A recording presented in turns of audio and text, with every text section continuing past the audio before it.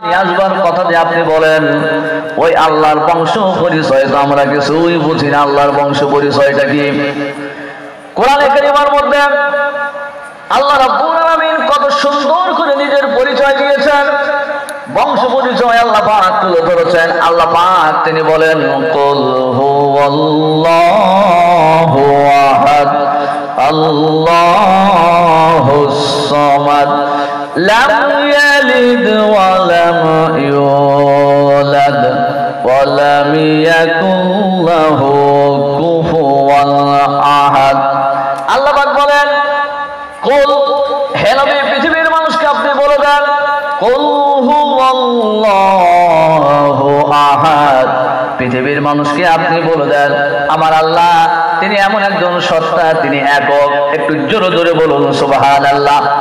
তারপর আল্লাহ পাক বলে দিলেন হে নবী শুধু তাই নয়, এটাও আপনি বলে দেন আল্লাহুস সামাদ, আমার আল্লাহ তিনি এমন একজন সত্তা যিনি আসমানের নিচে জমিনের উপরে কাহারো কাছে তিনি মুখাপেক্ষী নহে।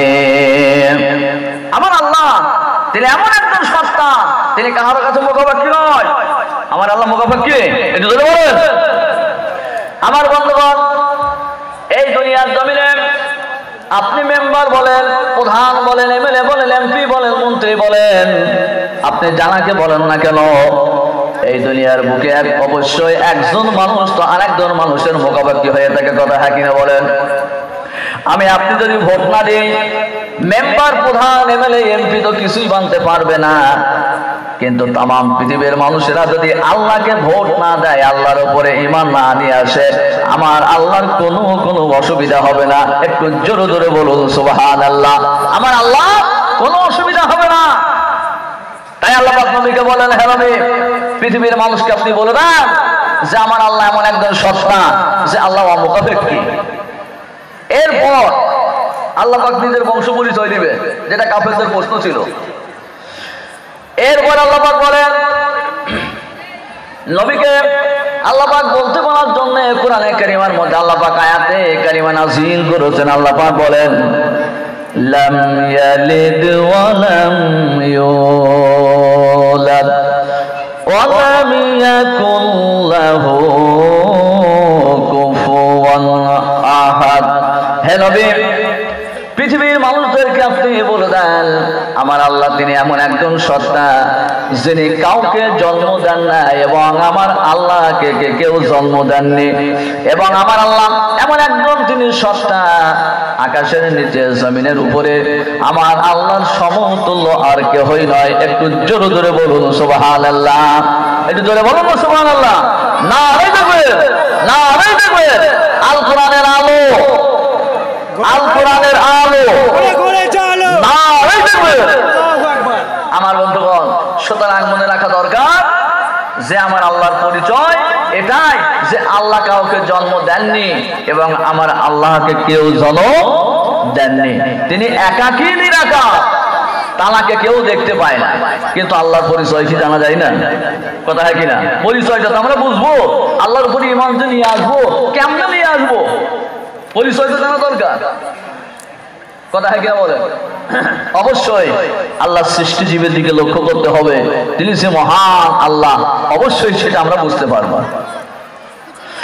কোরআনে কারিমের মধ্যে আল্লাহ পাক বলেন আফালা ইয়ানজুরুনা ইলাল ইবলি কাইফা খুলিকাত ওয়া ইলাস সামাই কাইফা রুফিআত ওয়া ইলাল জিবালি কাইফা নুসিবাত ওয়া ইলাল আরদি কাইফা সুতিহাত।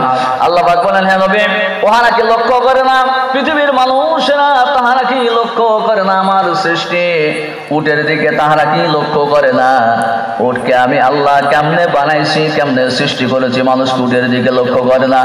আমার বন্ধুগণ ভালো করে মনে রাখবেন, আমি আপনি সকালবেলা নামাজে ফজরের পর যদি আমরা কলকাতা, দিল্লি, মুম্বাই যদি সফর করি, আমাদের জন্য সফরের কোনো ব্যবস্থা আছে? অবশ্যই থাকবে কিনা বলেন?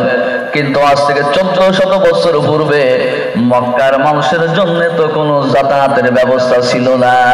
ছিল? কোনো ব্যবস্থা ছিল না। কেমনে তারা সফর করবে? উপরে সূর্যের আলো, নিচে উত্তপ্ত বালু, মানুষ কেমনে সফর করবে মানুষের জন্য বড়ই কঠিন।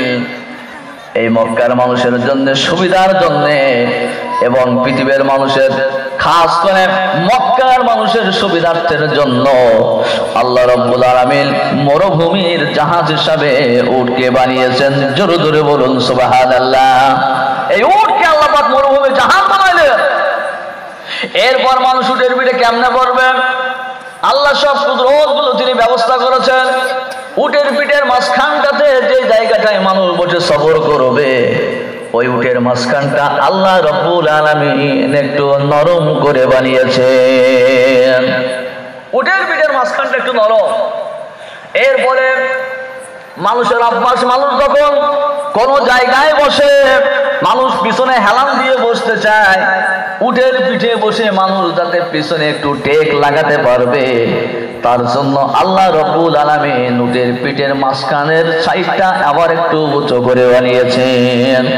সব ব্যবস্থা আল্লাহ করেছেন। আল্লাহ বলছেন, হে নবী, ওহারা কি লক্ষ্য করে না আমার সৃষ্টি উটের দিকে লক্ষ্য করে না? আমার ভাইয়েরা, শুধু তাই নয়, আরো কথা কিছু কথা উট সম্পর্কে আরো বলে গেলাম। এই উটের পিঠে বসে যখন মানুষ সফর করবে, যখন মানুষ এক দেশ থেকে আরেক দেশে সফর করবে, আমার আপনার দেশের সর্ব জায়গাতে তো পানি পাওয়া যায়, মরুভূমি এলাকায় তো সর্ব জায়গায় পানি পাওয়া যায় না। আমার আল্লাহ এমন সুন্দর করে দিলেন, উটের মধ্যে এমন হিকমত দান করেছেন, আমরা একবার পানি পান করব, 1 ঘন্টা পর আবার আমাদের পানির পিপাসা লেগে যাবে। উট যদি একবার তার মন ভরে পানি পান করে নেয়, সপ্তাহ কি সপ্তাহ চলেও গেলে ও উটের আর পানির প্রয়োজন লাগে না। সুবহানাল্লাহ বলেন। এসব কার সৃষ্টি? আরে জোরে বলেন, কার সৃষ্টি? আল্লাহ। আল্লাহ সব সৃষ্টি করেছেন। আল্লাহর কুদরতের দিকে লক্ষ্য করো, অবশ্যই আল্লাহকে চিনতে পারবে। আমার ভাইয়েরা, শুধু তাই নয়, আরো একটা কথা বলে গেলাম।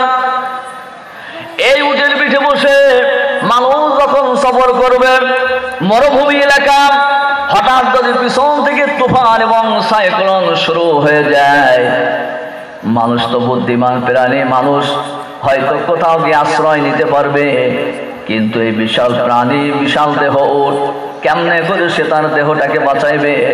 আমার আল্লাহ পাক সব ব্যবস্থা করেছেন। উট যদি তার মুখটা বালুর মধ্যে ঢুকুছিয়ে দেয় আর পিছন থেকে যদি তুফান এবং সাইক্লোন শুরু হয়ে যায়, এই উটের কিছুই মনে হবে না। সব ব্যবস্থা আল্লাহ পাক এই উটের মধ্যে করেছেন। তাই আল্লাহ পাক বলেছেন, হে নবী, ওরা কেন লক্ষ্য করে না আমার সৃষ্টি উটের দিকে? আমার বন্ধুগণ, এরপর আল্লাহ পাক বলেন, ওয়াইলা সামাই কাইফা রুফিআত, ওরা কি লক্ষ্য করেন আসমানের দিকে? গোটা পৃথিবীর জমিনটা তার উপরে আল্লাহ আসমানকে দিয়ে ঢেকে দিয়েছেন। আমার বন্ধুগণ, এই তাফসীরুল কোরআন মাহফিলের জন্য আমরা যে সেমিনার তৈরি করেছি, কতগুলো খুঁটি আমরা দিয়েছি, হ্যাঁ কিনা? এমনকি জলমের মতন খুঁটি আমরা ব্যবহার করেছি, হ্যাঁ কিনা বলেন? আমার ভাইয়েরা, তাম পৃথিবীর জমিনে আপনি ঘুরবেন, আপনার আসমানের দিকে যখন আপনি তাকাই দেখবেন, মনে হয় বুঝি আসমানটা একটু দূরে গিয়ে শেষ হয়ে গেছে, আসমানের মনে হয় শেষ সীমানা পাওয়া যাইবে, এমনি আপনার মনে হবে। কিন্তু মনে রাখবেন, তাম পৃথিবীর জমিনটা যদি আপনি এমনি করে ঘুরে ঘুরে আসেন, কোথাও কিন্তু আসমানের কোনো শেষ সীমানা আমি আপনি খুঁজে বার করতে পারবো না। আছে? নাই, কোনো খুঁটিও নাই। এরপর দিনের জন্য আল্লাহ রাব্বুল আলামিন মানুষের জন্য একটা লাইটের ইন্তজাম করেছেন, সূর্যের ইন্তজাম আল্লাহ পাক করে দিয়েছেন, এমন লাইটের ইন্তজাম করে দিয়েছেন। আর রাতের জন্য আল্লাহ চন্দ্রের ব্যবস্থা করে দিয়েছেন, এমন লাইটের ইন্তজাম আল্লাহ পাক করে দিয়েছেন। তাম পৃথিবীর জমিনে কিয়ামত পর্যন্ত এই লাইট আলো দিতে থাকবে, পৃথিবীর কোনো মিস্ত্রি আল্লাহর প্রয়োজন লাগবে না। আমার বন্ধুগণ, এই দুনিয়ার জমিনে যতগুলো কোম্পানি আছে, এই লাইটের কোম্পানি যতগুলো আছে না কেন, কোন কোম্পানি আজ পর্যন্ত দায়িত্ব নিয়ে বলতে পারবে না, কিয়ামত পর্যন্ত তারা বলতে পারবে না আমি আমার কোম্পানি থেকে এমন একটা লাইটের ইন্তজাম করেছি, এই লাইট কোনো সময় ক্ষয় হবে না, তার জন্য কোনো মিস্ত্রির প্রয়োজন হবে না, এমন কথা কেউ বলতে পারবে না। কিন্তু আমার আল্লাহ এমন লাইটের ইন্তজাম করে দিয়েছেন, কিয়ামত পর্যন্ত এই লাইটে আলো দিতে থাকবে, পৃথিবীর লক্ষ লক্ষ মানুষ আলো নিতে পারবে, কিন্তু এই লাইটের কোনো সময় ক্ষয় হবে না, কোনো মিস্ত্রির প্রয়োজন লাগবে না। এসব কার সৃষ্টি? একটু জোরে বলে কার? আল্লাহর সৃষ্টি। সুতরাং আল্লাহর সৃষ্টির দিকে বান্দা লক্ষ্য করো, আল্লাহকে অবশ্যই পাইবে আমার বন্ধুগণ। সুতরাং মহান আল্লাহর সেই সৃষ্টি যদি আমরা লক্ষ্য করি, তিনি যে মহান আল্লাহ, আমাদের কাছে কোনো সন্দেহ থাকতে পারে না। থাকতে পারে? শুধু এই কুসুমবেড়িয়া কানসুল উলুম মাদ্রাসাতে বসে নয়, কলকাতার জমিনে বসে নয়, দিল্লির পার্লামেন্টেও বসে নয়, বরং গোটা পৃথিবীর জমিনে আমরা বুক ফুলিয়ে বলতে পারবো যে তিনি হচ্ছেন আমাদের মহান আল্লাহ। ইহাতে কোনো সন্দেহ থাকার অবকাশ থাকতে পারে না। কথা বলেছেন ভাইয়া? সুতরাং মনে রাখবে, আল্লাহর যদি চিনতে হয়, আল্লাহর সৃষ্টি জিনিসের দিকে লক্ষ্য করতে হবে। আল্লাহর সৃষ্টি নিয়ে যারা গবেষণা করবে, অবশ্যই তাহারা আল্লাহর পরিচয় পেয়ে যাবে। আল্লাহ পাক কোরআনে বলেছেন যে অবশ্যই জ্ঞানী ব্যক্তিদের জন্য আমি নিদর্শন রেখে দিয়েছি। কথা বুঝেছেন? আচ্ছা কিনা? কোরআনের সব কথাগুলো আল্লাহ পাক খুলে খুলে বর্ণনা করেছেন, কিন্তু আমরা সেটা জানি না। আমার বন্ধুগণ, কোরআনে কারিমের মধ্যে আল্লাহ পাক বলেন, ইন্না ফি খালকিস সামাওয়াতি ওয়াল আরদি ওয়া ইখতিলাফিল লাইলি ওয়ান নাহার ইখতিলাফিল লাইলি ওয়ান নাহারি লাআয়াতিন লিউলিল আলবাব। অবশ্যই আকাশ সৃষ্টির মধ্যে এবং জমিন সৃষ্টির মধ্যে রাত এবং দিনের পরিবর্তনের ব্যাপারে জ্ঞানবানদের জন্য নিদর্শন রেখে দিয়েছি। জ্ঞানবান যারা, তাদের জন্য আমি নিদর্শন রেখে দিয়েছি।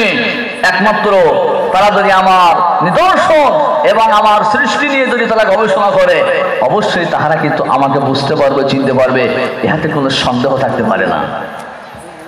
আমার ভাইয়েরা, এরপর আমাদের লক্ষ্য করার বিষয়, আমাদের জানার দরকার, বিশ্ব নবীকেও তো আমরা চোখে দেখলাম না, আমরা কেমনে আমার নবীর উপরে ঈমান আনলাম? ভালো করে মনে রাখবেন, যদি আমরা নবীর 4টি গুণের দিকে লক্ষ্য করতে পারি, তিনি যে বিশ্ব নবী, ইহাতে কোনো সন্দেহ থাকতে পারে না।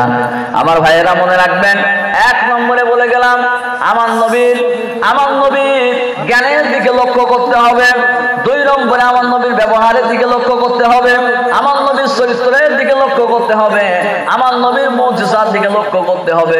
এই 4টি জিনিসের দিকে যদি লক্ষ্য করা যায়,